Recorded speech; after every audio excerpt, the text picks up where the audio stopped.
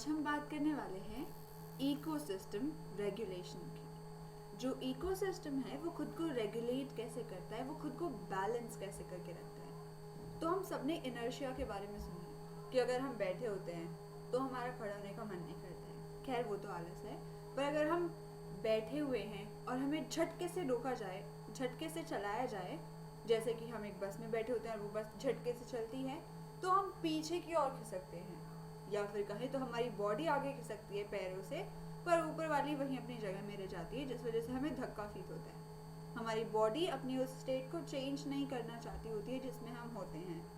ठीक उसी तरह इकोसिस्टम की भी एक प्रॉपर्टी होती है कि अगर उसमें थोड़ा बहुत इम्बैलेंस होने लगे अलग अलग रीजंस की वजह से, जैसे आजकल ह्यूमंस की वजह से कितना हो रहा है, तो वो खुद को मेंटेन करे, कुछ जो बुरा हुआ है उसको वापस ठीक कर दें। इसी प्रॉपर्टी को हम कहते हैं होम्योस्टैटिस। तो होम्योस्टैटिस वो इनहेरेंट प्रॉपर्टी है।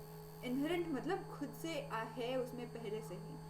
वो इनहेरेंट प्रॉपर्टी है सभी लिविंग सिस्टम्स की कि वो कोई भी चेंज रेजिस्ट करते हैं और वापस इक्विलिब्रियम वाली स्टेबल स्टेट में खुद को लाना चाहती होती है एनवायरनमेंट के साथ। पर एक लिमिट के अंदर ही, एक रेंज के अंदर ही हम ऐसा कर पाते हैं।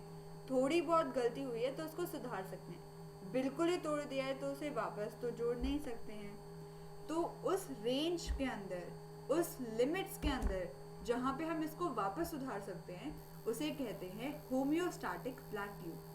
होम्योस्टैटिक प्लेट्यू वो मैक्सिमम और मिनिमम रेंज के बीच का जगह है जहाँ पे इकोसिस्टम में लाए गए चेंजेस को वापस ठीक किया जा सकता है। अगर कोई चेंज आता है, कोई डिविएशन कॉज होती है जिसको हम कहेंगे, उसके अगेंस्ट उसको ठीक करने के लिए इकोसिस्टम में एक नेगेटिव फीडबैक मैकेनिज्म चालू हो जाता है, जो कि वापस उसको, इकोसिस्टम को उसकी आइडियल कंडीशन तक लाने की कोशिश करता है। एक उदाहरण देखते हैं कि बहुत सारा हमारे पास ये रैबिट्स हैं।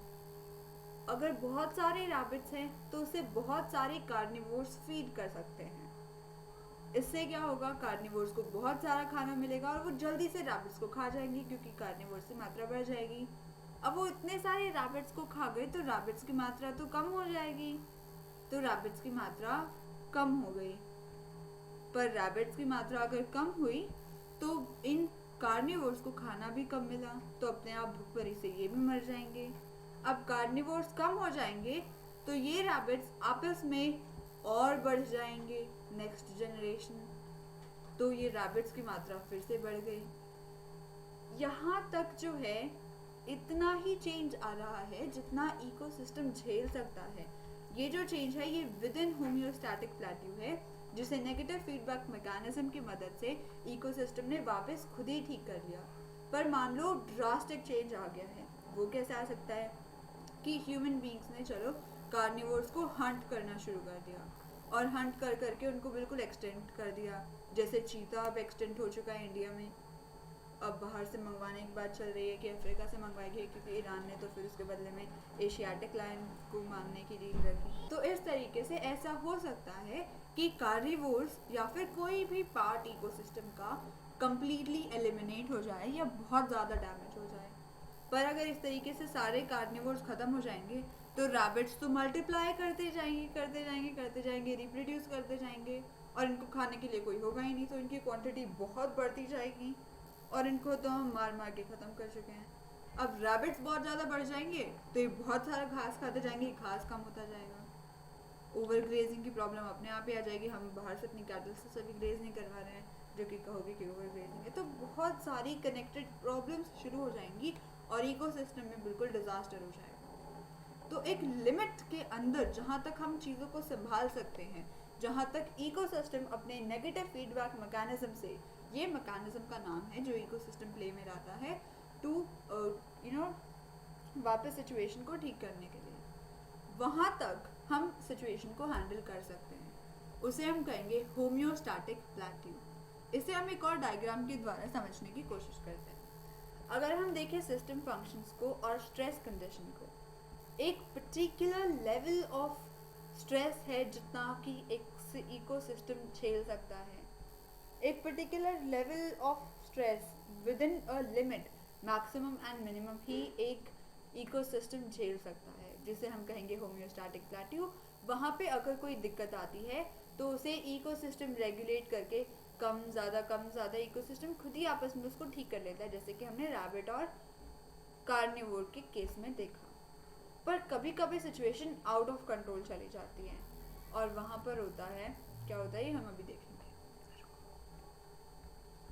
अब हम बात करते हैं कि एक लिमिट ही होती है जिसके अंदर तुम वो चीज़ झेल सकते हो। जब पानी सर के ऊपर से चला जाता है, you're like you cannot control yourself and what's going to happen next। एक लिमिट के अंदर ही तुम चीज़ों को ठीक कर सकते हो। पानी का गिलास है, थोड़ा सा टूट गया है, उसको चलता है, उसको नीचे गिरा के टुकड़ों में बांट दिया है तो उसको वापस तुम गिलास नहीं बना सकते। जस्ट लाइक दैट एक लिमिट थी होम्योस्टैटिक प्लेट्यू की, जहाँ तक इकोसिस्टम उसको बैलेंस कर पा रहा था। अब तुमने उसको इतना बिगाड़ दिया है कि उसको इकोसिस्टम ठीक नहीं कर सकता है, बल्कि अब वो और बुरी तरह से और बुरी स्पीड में अच्छे से एक्सेलरेट होके और भी ज़्यादा तहस नहस हो जाता है। तो beyond this range, beyond this homeostatic plateau एक पॉजिटिव फीडबैक मैकेनिज्म शुरू हो जाता है। यानी कि एक चीज़ खराब होती है, रिजल्टेंट दूसरी खराब हो जाती है, तीसरी खराब हो जाती है, ऐसे करके सारी चीज़ें आपस में खराब होती जाती हैं। इसी चीज़ को हम कह रहे हैं पॉजिटिव फीडबैक मैकेनिज्म, जो कि एक चीज़ के खराब होने से फिर पूरी लाइन लग जाती है चीज़ों के खराब होने की वजह की, जिस वजह से पूरा इकोसिस्टम डिस्ट्रॉय हो जाता है। तो पॉजिटिव फीडबैक मैकेनिज्म ये वो मैकेनिज्म है which aids to the stress condition, जो और भी ज़्यादा दिक्कतें ही इसकी वजह से और बढ़ने लग जाती हैं, that take place that tend to take the system away from the optimal conditions। जैसे कि हम एक एग्जांपल देखते हैं कि एग्रीकल्चरल फील्ड में फर्टिलाइजर्स वगैरह हम डालते हैं। अब फर्टिलाइजर्स हम हद से ज़्यादा डाल जाते हैं क्योंकि हमारे फार्मर्स इतने ज़्यादा वेल एजुकेटेड नहीं हैं, उनको फार्म एजुकेशन नहीं प्रोवाइड करी जा रही है। ऑल्दो इसके लिए कृषि केंद्र खोले जा रहे हैं, उनको शिक्षित करने की कोशिश कर रहे हैं, पर ये अच्छी लेवल पे तो नहीं है। बहुत सारे फर्टिलाइजर्स हम यूज़ करते हैं, एक्सेस में ज़रूरत भी नहीं होती है फिर भी यूज़ कर देते हैं, होती भी है तो कंट्रोल वे में यूज़ नहीं करते हैं, फिर वो नीचे सॉइल में चले जाते हैं, रन ऑफ हो जाते हैं, आधे ग्राउंड वाटर में मिल जाता है, आधा धीरे धीरे बह बह कर नदियों में मिल जाता है। उससे क्या होता है कि नदियों में जो क्रिएचर्स हैं, फाइटोप्लैंक्टन, ज़ूप्लैंक्टन, इन सबको बढ़ावा मिलता है। अब जो फाइटोप्लैंक्टन है, ब्लू ग्रीन एल्गे है, स्पायरोगायरा है, वो पानी के ऊपर बहुत ज़्यादा ग्रो करने लग जाती है, इतनी ग्रो कर जाती है कि पूरी लेयर ही बन जाती है उसकी पानी के ऊपर। अब पानी के ऊपर इसकी लेयर बन गई है तो हवा से फ्रेश ऑक्सीजन पानी के अंदर नहीं जा पाएगी, पानी के अंदर फ्रेश ऑक्सीजन नहीं जा पाएगी तो पानी के अंदर के जो एनिमल्स हैं उनको ऑक्सीजन नहीं मिलेगी तो वो मर जाएंगे। अब फिशेस भी नहीं मिलेंगी, फिशिंग एक्टिविटी डिस्ट्रॉय हो जाएंगी।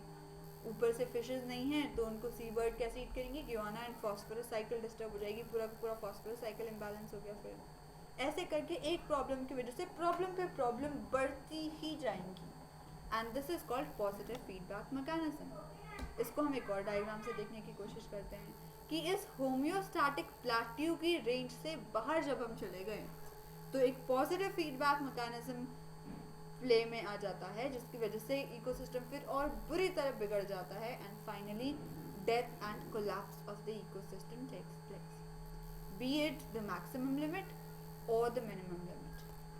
So we need to protect our ecosystem and think about it. Thank you.